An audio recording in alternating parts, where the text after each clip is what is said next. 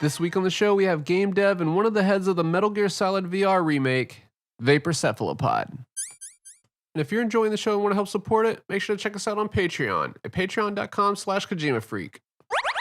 Also want to give a huge shout out to everybody that's listened to the show so far. We just passed over 100,000 downloads recently, so thank you all so much for listening again. We appreciate you.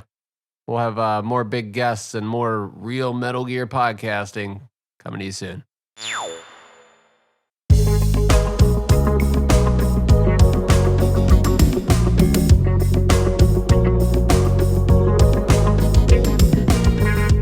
Hey, I'm Fingers. Yo, it's Apache Smash. Hey everyone, this is Days Ahead. And I'm Nitroid. You're listening to the Kojima Frequency.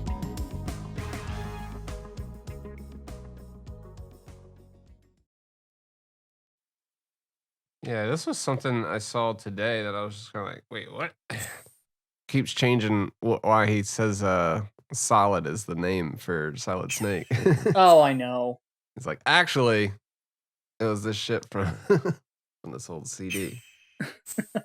Yeah, because I've thought for a long time that it was something else. So when I read that, I was like, Yeah, people, wasn't it like the transition from 2D to 3D, and then I don't know, and then he wanted them to be like a solid character versus the weird looking other ones. I don't know. Well, that was for there's two different things there. The reason that it was called Metal Gear Solid was because of the character name and because of the jump from 2D to 3D, and I guess it was because he was I can't remember the exact quote, but it was like a jab at Square Soft, because they were sort of leading, they were on the bleeding edge of console games at the time. Well, I guess this is talking more about him, like the character Solid Snake, actually, in the tweet. Yeah, he says that Solid and Solid Snake, the codename of the main character in Metal Gear. So this would be before. But even there, it was different because he talked about how the name Solid Snake was in contrast to Snake Plissken, who he saw as more of like a smooth snake, And so this is YMO, Yellow Magic Orchestra? Yeah, I never really listened to him. But I guess I'm gonna now. Yeah. This is cracking me up because it just made me want to check Cliffy B's stupid ass tweet about almost working on Silent Hill. Yeah. Granted time zones, but no interaction whatsoever from Kojima. Kojima's just like, left him on red. My man, it probably was for anybody who doesn't know the context, Cliffy B put out some random reply to Kojima that was like, man, we would have worked on Silent Hill. It's funny because it gives me the same energy as those DMs that Adam Levine was sending to those Instagram models, on the down low. Same energy. And no interaction whatsoever. Nitroid, I think you asked for some clarification and he didn't send shit. He's not going to reply to me. That's not going to happen. But I shot my shot, so a very sure Jan moment. Sure, Jan. I can't help but picture oh god. So Cliffy said what exactly? He said something like, we almost did Silent Hill together years ago, right? And I don't mean to be a jerk about it, but all I can imagine is Cliff going to Kojima and being like, hey, we should work on Silent Hill together, and Kojima being like, haha, yeah, maybe, I don't know. And then just walking off. Well, and then he's like, yeah, we're totally gonna do that. And it was a reply tweet, because at first, God, he didn't even get retweeted on this one either.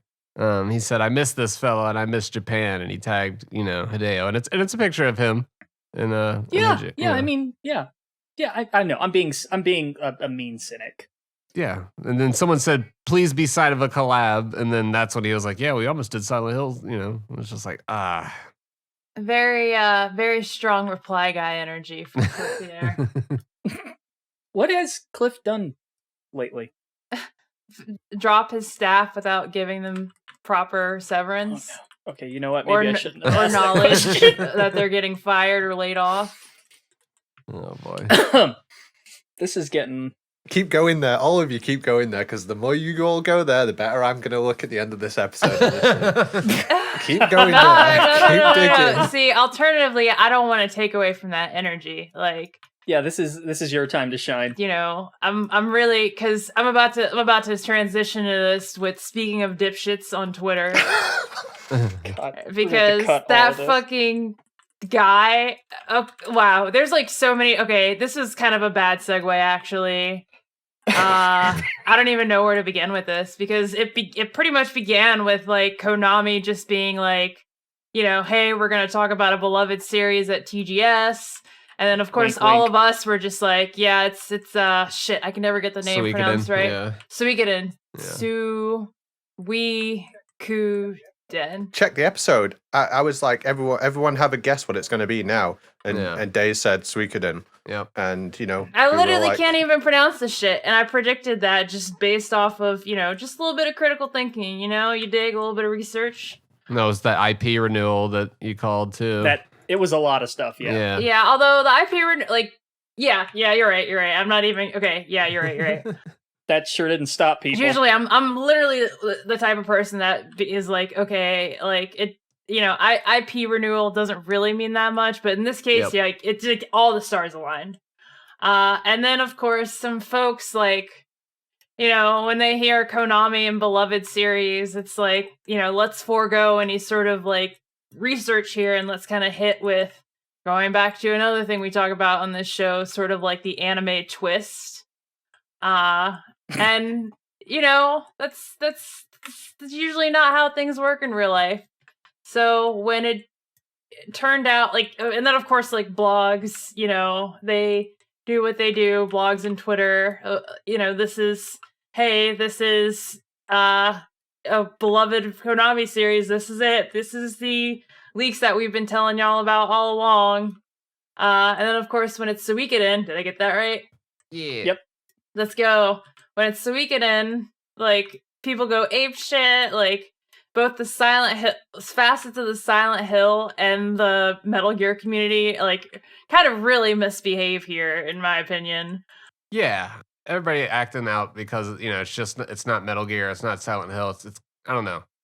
That's really like disrespectful to all the Suikoden fans. Like this is a game that it hasn't had an entry since like 2006 or something like that. So, and those last ones weren't even that great. But you talk about the first two games. I mean, classic JRPGs that were some of my favorites. I mean, they're up there with, you know, your Final Fantasy VI and stuff like that. So, Yeah, they're fucking excellent games. Yeah. And not only that, but they're crazy expensive to buy. sure. If you want to buy them in this country, if you want 1 and 2, it's about 500 quid. So it's cool that they're getting a PC version. And it's a remaster too. Like they're doing like full, you know, and this is something again where we could hopefully have an option to switch back and forth between the original and the updated version. But they're doing a bunch of stuff where they can actually put in more text and localize it better. Where they're like resizing the dialogue box. They're kind of. It looks like they're trying to give it a little bit of care. I saw a video too where they're actually not even making it for PS5. They're just trying to make it more accessible and have it on as many systems as they can sell it to. Wow, what Konami series do we really want them to do that with? Yeah. You know, Right. it's a good sign, right? Especially when the quality of the Teenage Mutant Ninja Turtles port was so good. Yeah. Hopefully this is going to be really good too. You know, keep strengthening and building on that and saying, wow, we're refreshing these games, we're porting them to new systems and they're selling really well. I'm hoping that in the background they are working on something. I mean, signs point to that with them saying on the 35th anniversary. And also I said on the show, I said literally, if they're looking to bring it back and they're going to do a remaster, then it would take time for that to happen. And that's why they haven't just put the old ones back on the stores, because they're going to do this. I'm not a huge fan of that. I want the old ones. But if you look at Teenage Mutant Ninja Turtles, maybe we'll get both. Who knows? Like, this feels like a win. And because these fucking rumor merchants and just dishonest people, Rumor merchants. I like that term. like everyone's mad at Konami for doing basically what we've been asking them to do in the first place. What are you lying? Yeah. Yeah. All right. So I'm gonna steer this ship back around because there's a lot of stuff to cover. But on the note of bringing back, First of all, hold on, wait. We got Vapor Cephalopod on the show. What's going on, buddy? Thanks I for was coming gonna on. do that, I'm you sorry, jerk! Vapor. It's been a fucking weird day, mate. I'm God. sorry. Yo, you what's stole up? it from me. You gotta be quicker. Yeah. Yeah, I'm so used to just listening. I gotta jump in more. I was You're gonna say, good. like, on the subject of bringing back old games and sort of, either remastering or revisiting or reimagining aspects of them. That's kind of what you've been doing lately and what you've been working on in your spare time. Yeah, trying to do something like that. I mean, I try not to say that like I am going to remake this game, that is going to happen. Like I don't know what's going to happen. Yeah. Like There's been a lot of confusing talk around it. So I'll put it to you, like, sort of give us the rundown of what it is you're working on. So I'd say what it is that I'm doing is starting a group that maybe someday could remake the game and trying to make, everything available to the community so people could maybe not just remakes but do other projects as well. So sort of like, when you say remake, like what's the scope of what you've been working on currently? Because I've seen a lot of stuff, and I know your name's attached to a lot of it, and I've sort of had a hard time figuring out like which pieces are related and if it's one project or two, because there was the VR aspect of it that was getting a lot of attention there and showed up on some news sites, and then there's I know you've been extracting a lot of resources from the game and throwing them into Unreal Engine, and so I just kind of want to get a picture of like what it is that you're working on and like in what capacity. Yeah, so we've been extracting everything. We've got all the models from the game, all the lighting, a ton of the audio, a bunch of the animations, and yeah, like you said, putting that stuff into Unreal Engine. And VR is a huge focus of mine. But yeah, it has spawned other projects, which is why there's some confusion, which is part of why I wanted to come on here and get a chance to try to clear that up, because yeah, there's other projects that have spawned out of this now. So it's not just you; it's like it's a bunch of people working together. Yeah. Like 4 or 5 people that are working on and off on it, and others that are kind of going off and doing their own thing with what I've made available. And it started out as like, what is it through like a Boneworks mod, or is it a separate thing that you guys are working on, or is both projects still going? Yeah, both projects are still going. My thing is the Unreal Engine project, and I just make that available to the community. And then the Boneworks thing is Holy DH.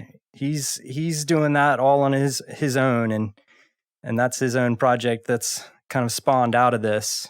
Gotcha. And that's using all the assets that you've been able to pull out of the game. Yeah. So when it comes to taking the resources from MGS1 and sort of rebuilding all that in Unreal Engine, like how do you approach that? Because there's a lot of I guess the best way to put it is this: MGS1 is far from a decompiled game. I know there are projects that have made some have had some success in taking it apart to some degree. I think there's one project that's about 30% through decompiling the binary, and essentially attempts to reverse engineer it aren't finished. So like when it comes to like game logic and getting the behavior down and all of that, are you just sort of like, how are you getting the right behaviors and the right code that you would need to do it? Are you sort of eyeballing it and just sort of like playing through and testing it and checking everything, or like are you actually pulling scripts out of the game that have been sort of decompiled? Or like I'm just kind of spitballing here because what is your approach to this? Yeah, right now like all of the AI is just custom built blueprints, but maybe someday like I would like to eventually implement the original once they've decompiled that stuff. Like once it's in C, you could put it into Unreal Engine. Yeah. So but I mean, that's a huge long-term plan that all relies on the other reverse engineering groups. And I don't know, are we allowed to say the Hackers of Liberty in here? We can ask them later. I talked to those guys enough. Okay, yeah. I mean, I'm not super I'm not really big in that community, but I definitely lurk over there and watch. And yeah, that's like they developed the tools that I use.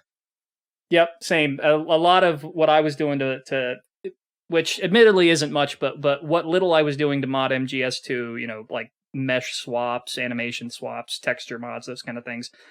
A lot of it came from just gleaning information from those guys, because they've really done the groundwork. Yeah, they're the real deal, and I'm just kind of building off of what they've already provided for us.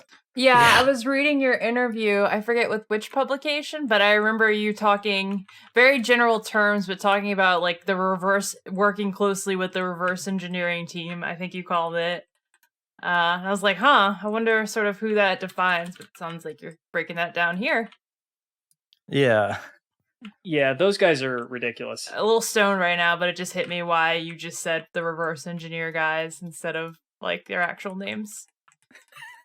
Yeah, I'm not sure if they like to be a little more secretive. I'm wide open. I don't worry too much about that stuff. It does raise a question though, with hate to call it legal concerns, but that's kind of what it is. Are you worried about sort of getting the hammer dropped on you at any point? I mean, it's definitely something I think about. I wouldn't say worried. How should I put this? Like, part of what drives me is that I'm kind of wanting to challenge Konami. They need to show their hand or something, like if they're not going to do it, somebody will. So, and it's been a bit of a drought. Yeah. Yeah. That's the thing is like the Metal Gear community is hungry. They want something. Like, this is something I really want. And so I was like, they're not going to do it. I should try. Like, somebody should try. So damn, that's a very noble approach to it. Just playing chicken with them. I respect the shit out of that.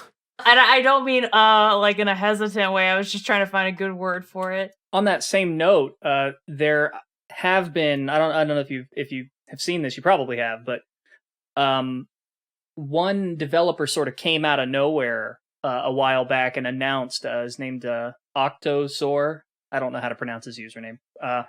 But he did a lot of his own reverse engineering of Metal Gear Solid 2 and managed to build in a fully functional MGS3 subsistence style 3D camera into the game, into the PC version of Substance. And he's planning to release that on November 5th for Substance's 20th anniversary, and he's going to open source all the tools he did, and even says that with a lot of the groundwork he's laid, it's feasible for other developers to pick it up and finish decompiling MGS2 in its entirety, which is kind of insane. Yeah, that looks awesome. It's one of the big things he did, which may actually end up helping you because there's so much DNA shared between the engines of MGS 1, 2, and 3. Is he built a GCL decompiler, and for people who are unaware, GCL is sort of the scripting language used for a lot of the in-game behaviors and event scripting in these games. And it's evolved over the course of these games, but it's been sort of carried forward through each one. So it's also one of the hardest nuts to crack when it comes to modding these games. You really got to know your stuff, and it's way above my head. So the fact that he built a decompiler for it so that people can presumably start making edits to the gameplay scripts themselves in MGS2 is just unbelievable to me. It's going to crack the modding scene wide open. Yeah, definitely. I'm going to keep my eye on that project for sure. I was going to ask, do you think they could help you a bit with your Fat Man level design dilemma? Honestly, yeah, probably. I don't know. It really depends. I don't know enough about GCL to say. I know it sort of manages the sort of gameplay logic, but not necessarily things like I from what I understand, I don't think you're able to modify maps with GCL, but with a lot of the legwork that this guy's done, it's probably going to start opening up more doors for people since there's less work to be done to take the game apart. I don't know enough to say. Very possibly, yeah. The main problem with the whole Fat Man mod thing that kind of put a hamper on it was on the tanker, you die pretty much immediately during the first sort of pseudo gameplay segment where Otacon's like, all right, let's look at your gear. That's technically like a cutscene, but done through gameplay, and the result of that is, since you're loading in Fat Man's animations and everything, he just goes flying off the tanker and dies immediately. So you actually die during a cutscene. So the only way to get past that is if you make a save as soon as the game starts and you're out of the cutscenes, and then you load the mod in, and that works fine. And then you can beat the tanker as Fat Man from beginning to end. But the plant mission the plant chapter is a little different. There are a lot of tight spaces that are difficult to crawl through, and that's not because he's larger. It's because of the way the character's movement works. He gets stuck in a lot of places. It's almost like a chaos mod in a lot of ways. You're fighting with controls that aren't supposed to exist. So there are there's at least one of the C4 on a normal playthrough that is impossible to get. It's the one on the Harrier, since you can't really crawl as Fat Man. You can sort of glitch your way to the one in Strut A, but the Harrier C4 is completely you can't get it. And then when it comes to later segments of the game, there are spots where you have to do an aerial over a gap as Raiden. Respect. Yeah, you taught me that. I got it. But you can't do that as Fat Man either, so there's literally no way to progress, and there's two different segments. So you would either have to change Fat Man's control scheme, which I don't know if GCL will allow. You'd have to force it to load the area later when the bridge is repaired instead of the normal area. You'd have to make it load the map where the bridge is repaired. Sorry, I don't know the technical terms. Yeah, essentially. And that would get you through. But that wouldn't fix the Harrier. So there's a lot of things to consider. And GCL would probably, being able to edit the GCL would probably address at least some of it, but I don't know enough yet. These are questions for people way smarter than me. I feel like it's on a precipice where a few things need to happen, and then all of a sudden, everything that you could possibly want to do with the game will be available. Like it's it's almost there at that point, and I really do hope we get like more clever people looking into it. 'Cause I don't know the first thing about this stuff, but if we had like a lot of mods for the games and people creating mods like they do for Resident Evil, I know I've talked about this before, but like it would be like a whole new age of content, like Metal Gear content that's possible, and it would be so cool.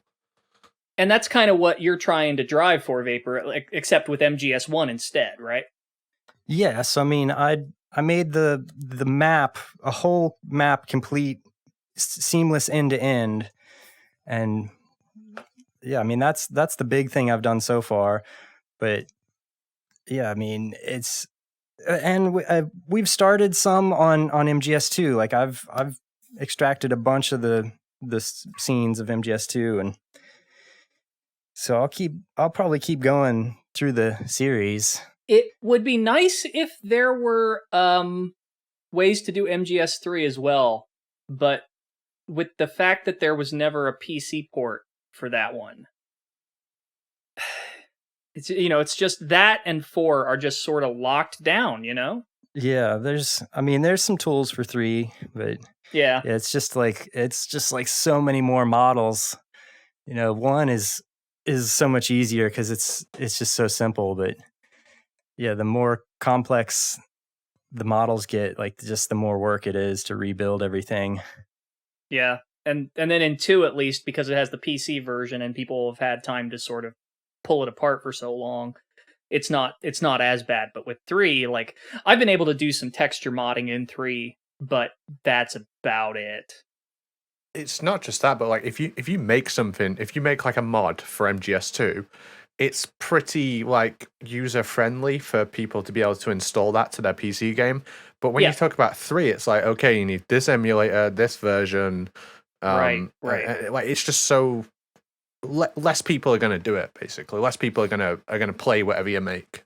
Yeah, there's like a longer. It's way more involved because you've essentially got to take the PS2 game, make changes to it, which you can definitely once this is sort of a solved science, so to speak. There are definitely going to be ways to do this more easily. Take the game, apply said patch, and then run the game in an emulator. And emulators are getting easier and easier to use. PCSX2's development builds are phenomenal. They're way beyond what they've been using for public builds. Super easy to use. More like RPCS3, the PS3 emulator, and how smooth that is, and Dolphin, and super polished emulators like that are super easy to use. It's getting there. So I mean, there's a pathway to doing this kind of stuff, but the fact that it's sort of landlocked to consoles makes the modding process a lot harder. Shout out DuckStation as well. Like DuckStation has silently been killing it for a Yeah. while. Yeah, let's go. That came out of nowhere. Yeah, for real. And it rocks. It is so good. Yeah, it's ridiculous how good that emulator is. But yeah, I guess for me personally, the end goal of all of this MGS reverse engineering, whether it's 1, 2, 3, doesn't really matter. Though let's be honest, I personally prefer 2, but is custom missions and maps. As the first time I got my hands on MGS1 and started playing with the VR missions, like, my immediate thought was, God, I wish I could make my own VR missions and share them with friends. And then MGS2 made these amazingly huge, complicated versions of them. I was like, man, why don't they? I'd kill for a level editor, Yeah. Yep. Yeah. We've been talking about Metal Gear Maker forever. Yeah. Right. Like Tony Hawk's when you could create your own park, that kind of interface. And a Metal Gear Forge. Look, like for real though, MGS1's VR kills MGS2's. Mm-hmm. It's so much better.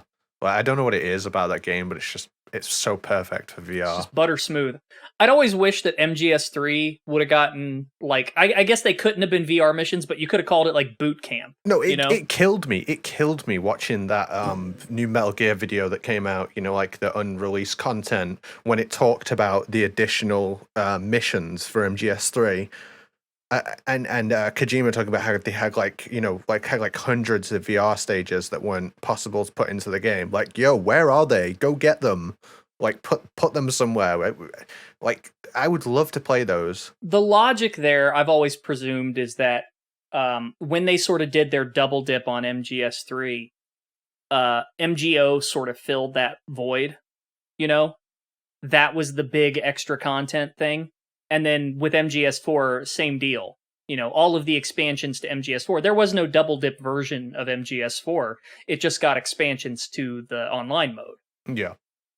Which So is I'm a like, shame. I get it, but God, yeah, MGS4 VR missions would have been just nuts. Because I actually do like, despite my criticism of MGS4, I do wish that there was more gameplay to it. Because there's a lot of stuff. I wish you could have been at the Limeade run, or at least seen the MGS4 run.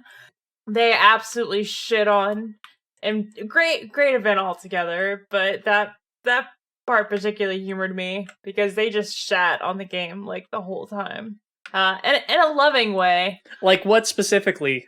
It was Sir Schmuckle running and Sergeant Silent doing commentary, so both extremely experienced MGS4 runners and players, and they just took the piss out of the game the entire time.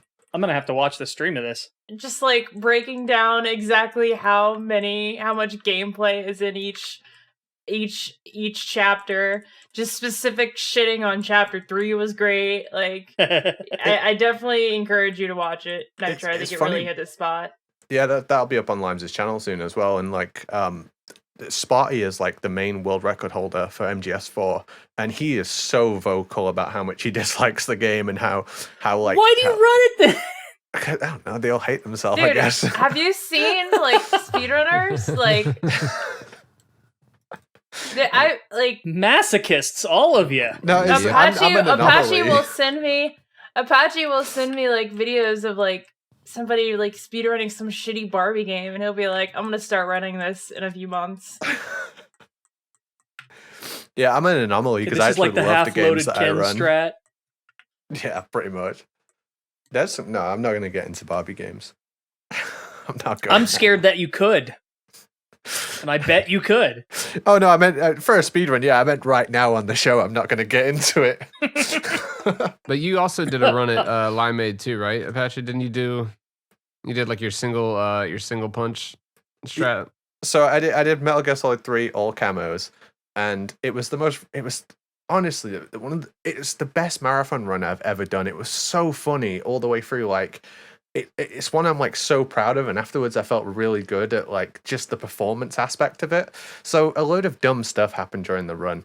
My internet like kept cutting out, and during the ladder section I always go like complete silence and just let the song play, right? And it cut out like 2/3 through the song, right? My internet like cut out. Oh no! So when it came back, I got to the top of the ladder and just jumped off, and then climbed up it Yeah. again. And then like me and Vermilion was on commentary with me, and he's having a really good time. People are enjoying themselves, and we're coming up to the boss. And recently I did that single punch only the boss fight. So you have to hit her 90 times. You have to counter her 30 times in a row without getting hit or without messing up a counter, and then you punch her 3 times, and then you have to like dodge her Patriot, hide, and make her engage you again. It takes like 9 minutes to do. Without getting hit. I watched him on Discord practicing that shit. It's crazy. I just wanted to get it recorded to put on YouTube, right? And so I did it like probably took about 70 attempts of me sat there trying to do this on Discord, just with me and Daze just like watching me play and playing Final Fantasy. So we're getting to the end of the run, and I'm like joking about it, and they're like, "Oh, let's do a poll, get him to attempt it." And I'm like, "Yeah, sure, I'll attempt it once." Everyone's like voting yes for me to do it, and then I fucking nailed it first time, first try. I can't. I am so sorry I missed this. I was pretty much offline that whole weekend. It sounds like y'all both had a good weekend. So I mean, there's always the VOD, right? Internet detox, but I'm gonna go watch that. That's like the one where I you do these. You can never know what will happen in the run, what will happen in the performance, and like things can go badly. Things can like put you off and make you feel shit, and so the things you're saying aren't as fun, and you don't get people as engaged. But after that run, I just felt like no matter what happened during the run, no matter what went wrong, I just kept. It just felt really good. The best way I can describe it, it's the one I'm most proud of, and the one if like it ever comes up and people are saying, "Oh, I want to check out one of your speedruns," that's the one I'll show them. Yeah, I'll definitely check it out. Yeah, I was at the beach this weekend, just doing the whole like not online thing for a bit. So the what thing? I've never heard of that. Yeah, I touched sand. I went on the internet when I was 7 years old and never left. I've been here the whole time. No, it sounded like a fun show. I saw some clips where even some of the podcasts got mentioned during the show. Yeah, thank you so much for that donation with podcast references. I love it, man. Everyone keeps bringing that up ever since like I said that as a joke, like the whole I'm not actually British. Fingers just says that in editing. That has been brought up like 15 times to me since the last episode. That needs to be a t-shirt.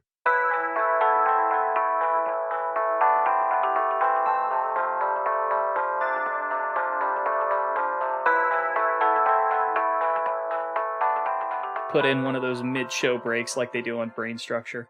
I did something smart because I really wanted to listen to what he had to say about Nope, and I listened to it in the shower using my Bluetooth speaker. So it was it was less stressing on the ears. Yeah, you just had water filtering out the rest of the harsh frequencies. Yeah, it's a smart idea. Exactly. I see. This is a good segue into the theme of today's Brain Structure. So, I'll take the opportunity to announce it now. Mr. Kojima on film. No. Well, you did give it away. But something I noticed is they cut back a lot on the voiceover. That was something you guys said before. Yeah. Yes. Yeah. It is still there. Like when it's there, it's really loud and still abrasive. But I don't know. The flow is a lot better. That's one thing. Hey, there's I'll more give 'em. inflection. Yeah. Yeah, I really liked, especially when he said the movie's called Nope, but it's a yes. Like that's so fucking Kojima. Yeah, like, it is. I was Kojima like, brand. of course he would say He that. said that a couple of times. He said it like 5 times, and it Yeah. just would have been a disservice if he didn't have the inflection. If he had the inflection that he had, or lack of from The episode translator's doing a great job. It's the audio engineer that I've got beef with still, but yeah, we're getting there. We got the new episode tomorrow, and the reason I came in so hot the last episode was because we had just finished, or I had just finished listening all the way through on that second episode, or the first episode actually. It was just like, geez, man, this sounds so bad. So we dove right into it. For this second one, like, definitely noticed some improvements. So, I mean, at the very least, they're listening to some of the criticism. And Yes. you know, I let's felt hope like they continue Kojima to was do that. talking to me when he was like, sometimes I don't, I try not to be really critical of people, and if I don't like something, I'll keep my mouth shut. I was like, God damn it, like. And since I'm also a creator, I don't want to hurt other creators' feelings, even if their work isn't entirely good. When you make something, you face a lot of both praise and criticism. Yeah, that was I don't know. I mean, that was interesting that he said that. Because I wrote it down when I was listening to it earlier. Like I wanted to just sort of get some notes about it to think about. And he said he doesn't want to hurt other creatives, so he'll praise people, but he won't bash them. He won't but say negative, and that explains the whole "I watched so and so." Yeah, saw blah blah blah. Yeah. Exactly, which we've talked about before that he does that. And there's like only one review I can think of that he's ever given of something where it sounded like he was dancing around calling it terrible, and that was for it was something where he like turned it off and switched on something else. He was like, "Yeah, I started That watching was this." one, yeah. Then I watched something else though that was kind of cool. Well, I was thinking of like he wrote, I think it was for the Rolling Stone, but he wrote a review of Alien Covenant, and it was just like a ballet of him trying to avoid calling it terrible. Yeah. But the thing that I thought was curious was that, I'm trying to remember exactly what he said, but it was something like, take the things I share on my Twitter feed with a grain of salt, because not everything I share is interesting. Yeah. On my own social media accounts, I'll praise things, but I don't want to bash them. So, take it with a grain of salt. Not every part of the things I share is particularly interesting or good. I see. Which I was like, oh wow. Oh man. He helps out people. He kind of like boosts, Yeah, even if he doesn't like it, which is actually kind of nice. I gotta admit, I respect that. He gives it the Kojima bump. That's what it is. It's like, hey. What I actually really liked about the episode wasn't so much the movie talk, but when he nerded out about UFOs. Yes. And admitted that he believes in UFOs, and I was like, this is the most interesting thing I've heard him talk about in a while. You went out there. I like how he sort of broke down sort of like the generational aspect of it, like because there's so much technology prevalent in terms of like capturing that, kids are less inclined to believe in UFO these days, which is funny, and he mentions this in the podcast.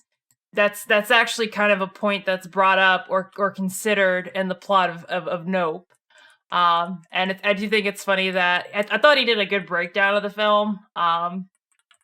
I call it Jaws for weirdos, which which means I love the movie. It's like Jaws meets Annihilation in a way. But I think he broke down the film great. I like how he spoiled like Keith David's part, but said he didn't want to spoil it or the movie. But yeah, the aliens talk, when he diverged into that, it was kind of a great sort of left field segue there. He said he once went pretty close to Area 51, which is interesting. So I think I remember there. God, I know I heard once that he was in Vegas for something. I can't remember what it was for. Probably some game promotion thing. But I bet that was when it was. Did he raid Area 51? Yeah, he just ran right in. That was what I was thinking to myself in the shower. They truly can't stop everyone. I feel like he's one of the few people on Earth that could ask to come in and they'd be like, you know what? All right. Bro, it's Hideo Kojima. Son, we're the military. We can't just let like game developers in. Yeah, I know, but he made Metal Gear. Like, oh shit, really? Wait, Metal Gear? I hate to say it too, but that might like play into those rumors or those conspiracies that he killed the Japanese prime minister. Like, of course they let him into Area 51. He's a fucking agent of the alumni. Well, he did say stuff like, God, maybe I'm wondering now if I misheard him because I had to listen to it a few times and I'm still not sure I heard it right.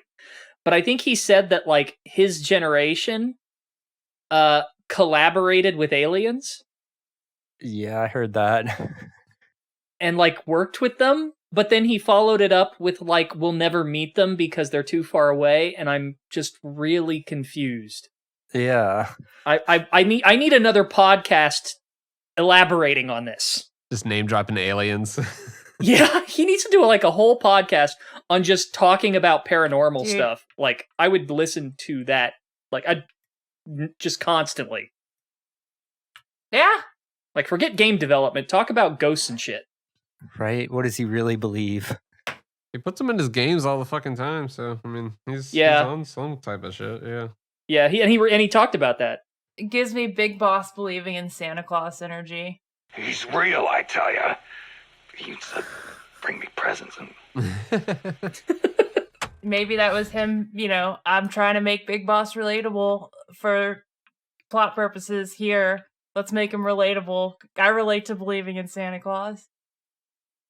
Have you ever heard the there was like a headcanon thing that a fan wrote one time about how the boss would deliver presents to him and that's why he believed in Santa, and then when she went away he wondered, why Santa didn't show up anymore, and figured he was just too bad to get gifts. And that's why he was so sad. It was something like that, I don't remember. The boss would be sneaky enough to be able to put presents under there, so yeah. I wonder if he left her cookies. Left her calorie mates. Yeah. But yeah, he mentioned how Metal Gear always sort of references aliens from time to time, but never really dives in. Yeah. And every game's got like a little sprinkling of alien references in it. Like MGS1 has like the UFOs in the VR mission, and MGS2 4, you find that. Oh, sorry, I'm jumping ahead. Go ahead. No, that's one, and that sort of throws back to MGS2 because you've got the Colonel talking about being abducted and. Raiden, something happened to me last Thursday when I was driving home. I had a couple of miles to go. I looked up and saw a glowing orange object in the sky to the east. It was moving very irregularly. Suddenly, there was intense light all around me, and when I came to, I was home. What do you think happened to me? Huh? Fine. Forget it. Finding a crop circle in 4, like what Right. the fuck? What the fuck, Kojima? And now it explains why that was there. And Little Gray too, with the flash of the famous photo of the two guys holding hands with the hairless monkey. Mm-hmm. What was there in 3? I know there was something. What was the alien reference in 3? Was it like a paramedic Kodak call or something? Talking about a movie? I know there was something. Apache? You got the I'm like going through my brain trying to fucking remember. Yeah. yeah. God damn, watching the cutscenes is not my strongest suit. It's gonna be something paramedic says. Snake, have you heard of It Came from Outer Space? Yeah, you told me already. So this astronomer sees a meteor, but it's really an alien spaceship, right? And the aliens start replacing the townspeople with clones and forcing them to help repair the ship. The 3D effects were quite realistic. I've got all the real I can handle here in the jungle. And that is why I really appreciate Resident Evil, because that's you can watch cutscenes while still speedrunning because it doesn't count against your internal game time. Get hype, RE4 remake. I'm so torn on that one. Oh man, I actually can't wait. I'll play it. It's gonna be so fucking hype. I have one important question about the RE4 remake. Is it A team or B team? Is it being developed by the A team or the B team? Yo, I think they like straight up kicked out Neobard. I mean, I don't actually know what happened, but I really doubt it's Neobard. I think that's their name. RE3 remake was a travesty. I can't go through that again. Well, that was B. So yeah, that'd be B team. And so now we're back on A team. Maybe RE4 in VR was great though. Did you? Oh yeah, that's true. I never got to play it since I don't have a Quest, but obviously you do, dude, because you work on this stuff. Yeah. How is that? I mean, disclosure, I didn't play the original back in the day.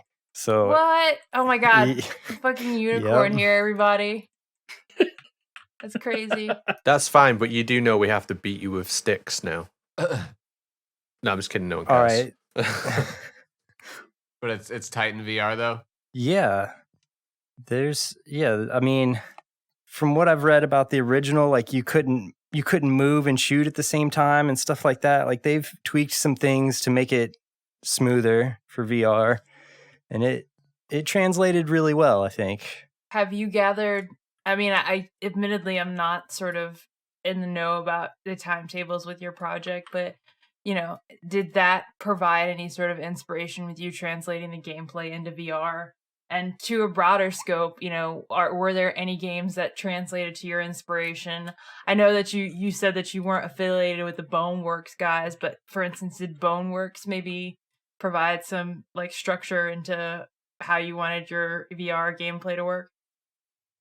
Yeah, definitely. Boneworks has the most amazing full body. It's an IK rig where you can, when you move, the feet will step automatically, and so that's something I've been trying to develop my own version of.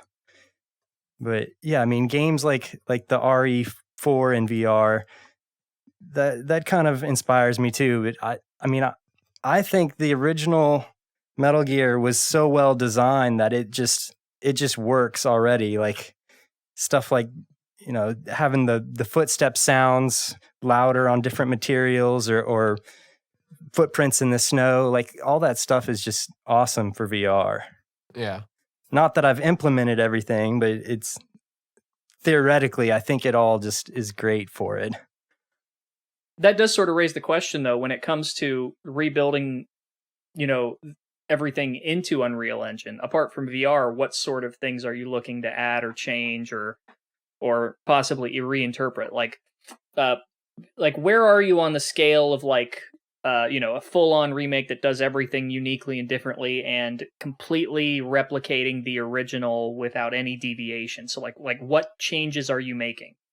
Well, I'd say a full remake is probably for the community like 10 years or something it would take. Yeah. I mean, it's a small group. We're making very slow progress, but there's some really dedicated people, and I think I'm definitely going to stick with it, and some other people in the group are pretty dedicated, and yeah, I could see us 10 years from now having a pretty full featured thing. In the meantime, though, like what sort of changes are you making to sort of the original, or like any enhancements or specific things you wanted to fix, quality of life changes, those sort of things? Yeah, like playing through in first person was like the first thing that I started really messing with, and like the ocelot fight. Everybody's like, when you do that in first person, it's just ruined. And so I don't see that as an issue with playing in first person. I think it's more of an issue of the AI of the boss, and he needs to duck and take cover. And yeah, because he's never just running around like an asshole. Yeah. Yeah.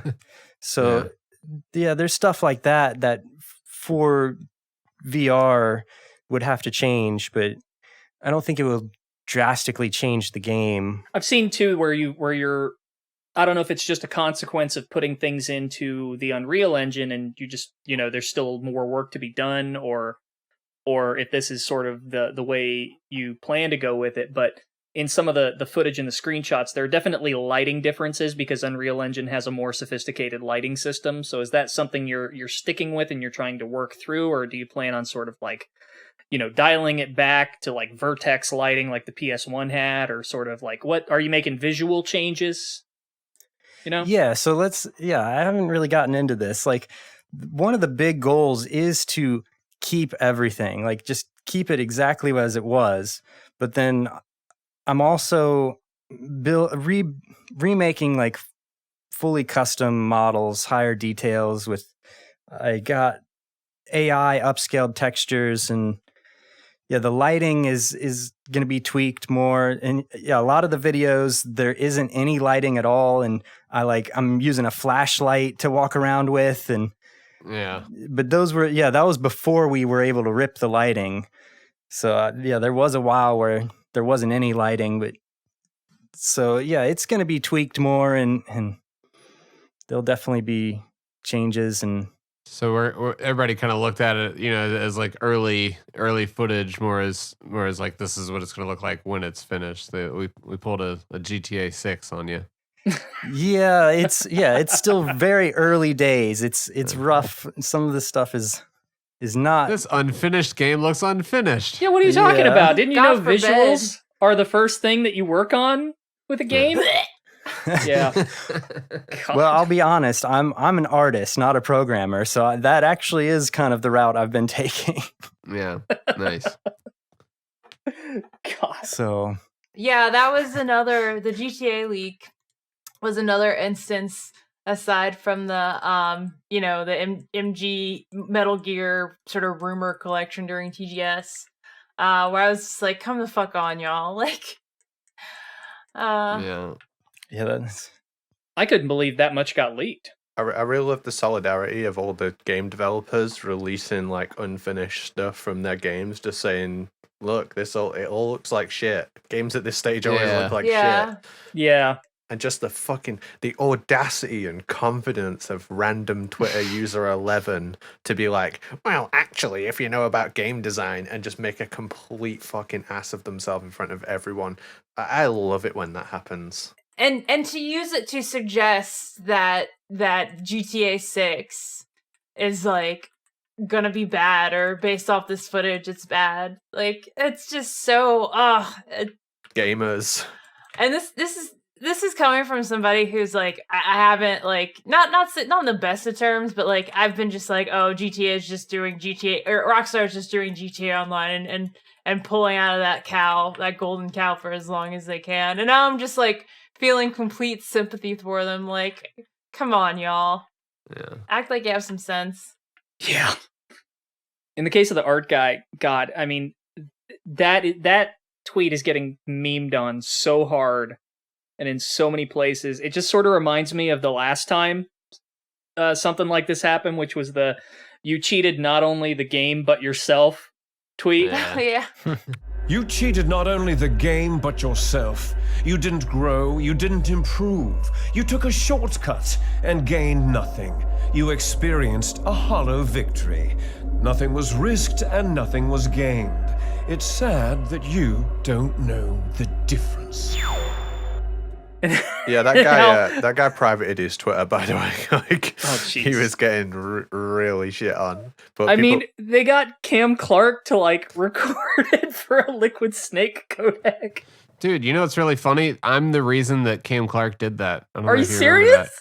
Yeah, if you look on the video, the version, like I sent it to him and said it'd be really funny if he voiced this, and he did it. Oh and my if you look God. at the video on his YouTube, you'll see fingers like a watermark on the video, like on the image that he used Oh for the man, video. that's awesome. Yeah, We got to get Liquid Snake on this show. yeah, that'd be cool. Oh man. But yeah, I can't believe that much got leaked. It was like an hour of footage almost.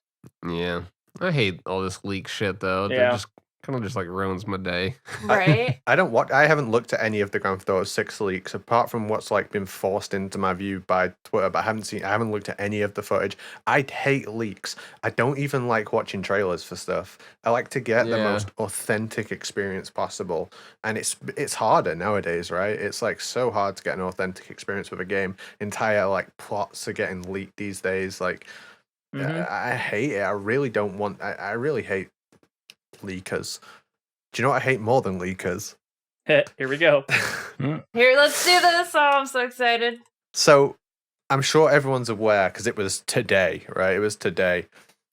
But the source of the Metal Gear Solid and Silent Hill rumors was one guy who was making it up, and I don't want to speak for him. I'll say what he put in his video. He said, "Hey everyone, Dan here. I'm just coming on here to apologize. If you're not familiar with what's happened, I created an alternate Twitter account called The Real Insider and started leaking things. The one that gained a lot of followers was Assassin's Creed. I leaked the title of the games, the actress, a few other things, and the account started to take off. And you know I mentioned Silent Hill and Metal Gear Solid Remake, and I can say there was no NDAs involved because it's all bullshit. It's all lies." What a load of bullshit.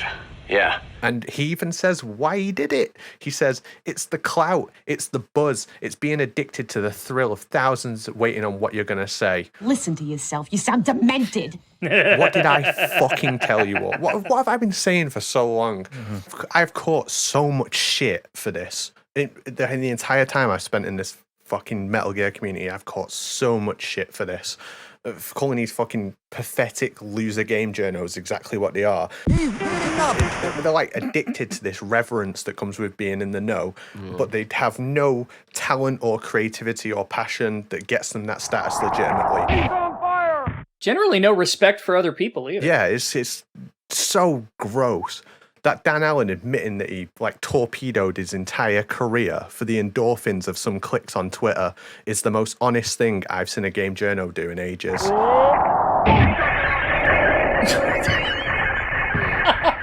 He has a 200,000 subscriber YouTube account for now, but he was like playing like Cloak and Dagger, making up bullshit like Metal Gear rumors. It was so weird to sit and watch him like black and white and so honestly explain like why he did it. Like he didn't have to do that. Like I suspected that of all these people anyway, these like game journos and these like leakers. That's how I thought they were anyway, and he actually gave me proof of it. All the other like journos that like hyper push these rumors are just as dishonest as he is, because we knew they were all bullshit. We were all sat there saying this is complete horseshit. You know, this is just complete dishonesty. These people, now that they're all like cannibalizing and regurgitating this story for their audience, going, "Oh, look how bad this guy is." They're all the same people who were dishing up that festering pile of garbage as news just a few weeks ago. They're all the same people who were reporting the shit. What does it the kids say? He said the quiet part out loud. Mate, I'm not going to say any names of any of the journos, but if the shoe fits, fucking wear it. Don't believe rumors. That's why I was like, I wanted to straight up say like, I'm not trying to specifically just remake the game, because I feel like I've probably caused some rumors with what I'm doing. So doubtless, yeah. I mean, people will see those words, Metal Gear and remake, and it doesn't matter what the context is, it's going to turn into something. It's like a nonstop game of telephone that a lot of these game journalists are just, you know, it's a fire that they're pouring gasoline on constantly because their paychecks kind of rely on it. Yeah. You know, and that's not to say there's not good reporting out there. Okay, you say that, but the guy had this demented rant about doing it for the clout and feeling good, and that's where I'm thinking this shit is crazy, because it goes beyond it. There is some monetary incentive in some avenues, but for some folks it's just like, I liked the thrill. No, it you're made right. me feel good. What the fuck? Go outside, smoke some weed. It was like the end of Breaking Bad. I did it for me. I liked it. I was good at it. And I was alive. Yeah, that's exactly what I was thinking about. I have seen game journalists talk about how crazy it is that people say, "Oh, you're paid off. You're doing this for money. You're doing X for the money of it." And that's probably true because I doubt they're making a lot, and you can't live off of free video games. But the social sort of credit you get from it is they probably it's something that you probably get a little bit of a high from. When you have that many people listening to every word. Talentless hacks, LARPing as like games industry people. It's literally just fucking LARPing. Absolute fucking weirdos. It's great that it makes you feel good. It gives you the good brain chemicals, but it's all predicated on bullshit. A lot of it. Yeah. How can you feel good about that?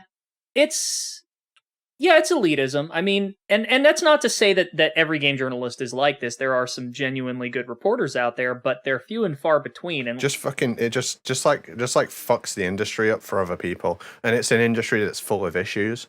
It's an industry that's like they need to drive engagement on everything they do. So it's like an arms race, right? To have the most clickable thing, and this is the result of that arms race. And it wasn't so bad as long as the business was sustainable, because of the internet, it no longer is. So there's that scramble of I've got to make ends meet, but also I like the like you said, the endorphins you get from it. So like I don't know. I mean, I'm not a game journalist, but I've seen more dishonesty than honesty. It sucks too because it normally just ripples out. Like there'll be like one story, and then everybody just parrots it, and it just becomes like a story that you see everybody weigh in on. I'll give you a perfect example. I bet you, in fact, I don't even need to bet you. I know for a fact that most people, I would say a majority of Metal Gear fans are probably under the impression that the Metal Gear Solid 3 patchy slot was built using the Fox engine. Despite the fact that there is absolutely no evidence to support that, and there is no official documentation about it whatsoever. But because a couple of journalists saw the pretty graphics and wrote articles for some of the more popular sites saying, yeah, it looks like Fox engine graphics, now that is assumed to be the truth. People read it, and that's sort of cemented itself in people's minds. And there is no factual basis for it whatsoever. Not to mention, it doesn't even make sense why you would do that. Just from a programming standpoint. Yeah, it looks more like Unreal Engine to me. It's one time where you would put the visuals first. It's probably like, why would you need a game? You don't really. I mean, look, it's developed by a different subsidiary of Konami, and I know they've got their own workflow. I don't know what they're coding it in, but it would make absolutely no sense for them to do that kind of stuff because it's not that type of game. It's not an interactive thing for the most part. There's some. There are some dynamic elements to it, but there's a long, boring, complicated reason for why this is a really dumb claim. It's a non sequitur. The point is that like the basis of this claim is not necessarily from logically thinking through, hey, it's a possibility that this could be it. It's somebody said it was, and then it was like a game of telephone to where it became the truth. And that's why, like, anytime, on the rare occasion when I make the mistake of letting somebody in real life know that I like Metal Gear, 9 times out of 10, they're going to say, did you know they're remaking it? Yeah. Yeah, and it's a direct fucking cause of this. The number of people that have come into my stream being like, oh, you're excited for the remake? And then, I explain how it's an unfounded rumor, and then they get upset at me. I'm like, I'm sorry, I'm just telling you the truth. Jeez. Yeah, that's why I'm trying to be more careful about what I say. That's good though. It's kind of sad though that you have to like walk that line. And like it kind of goes back to the point we were making with GTA, where this is and people shitting on Suikoden. Like, this is why we can't have nice things. This is why you can't be as transparent as you'd probably like to be with your communication. You have to tailor it very particular.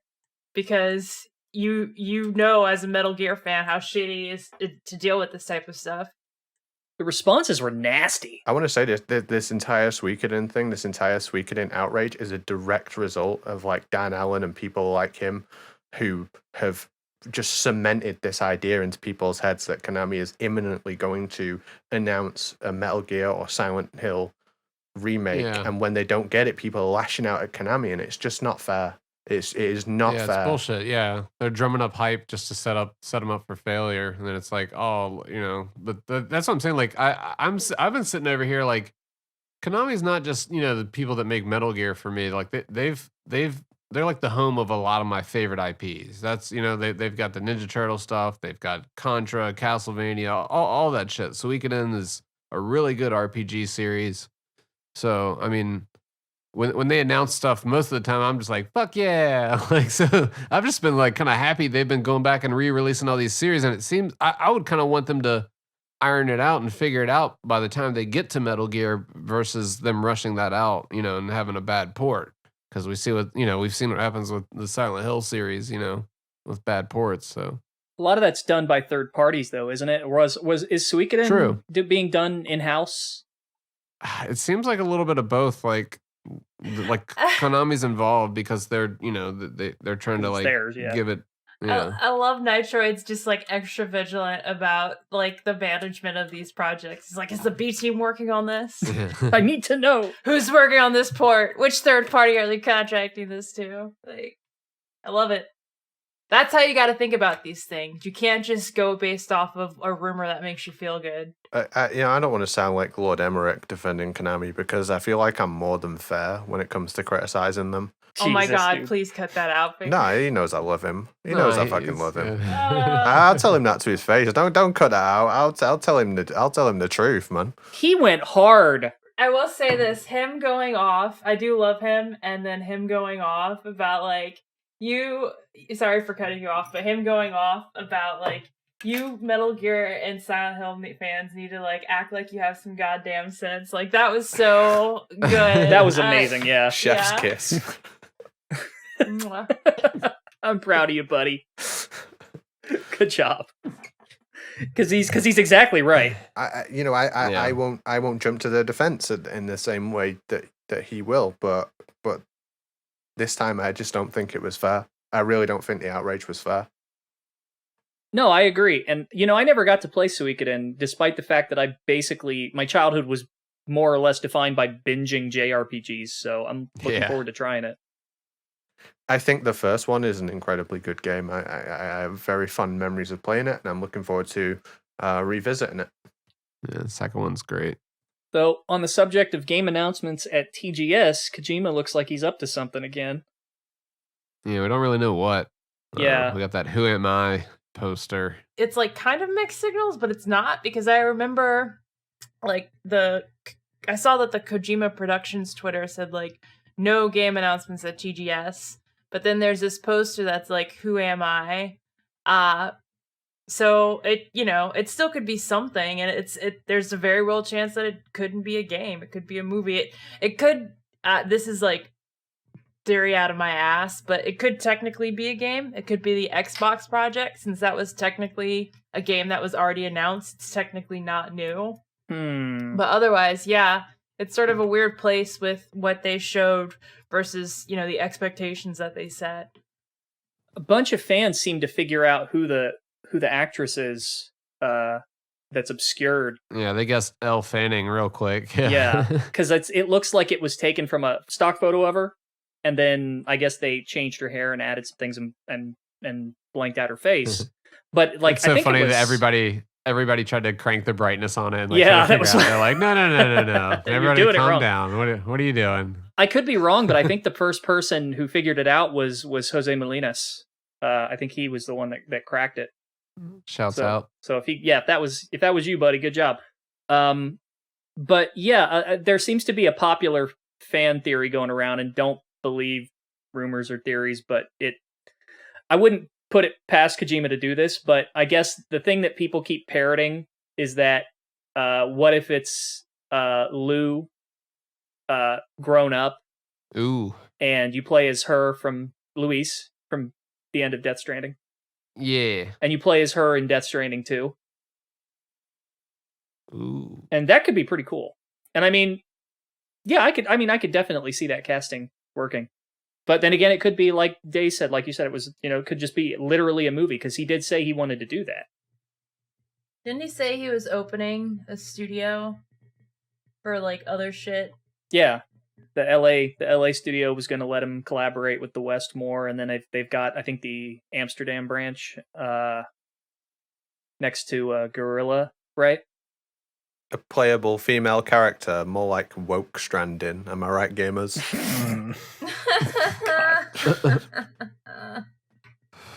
I am surprised on the protagonist front that he never made a game about the boss. I know he said he wanted to. Maybe if he would have stayed, that would have been the next thing. That would have been MGS 6.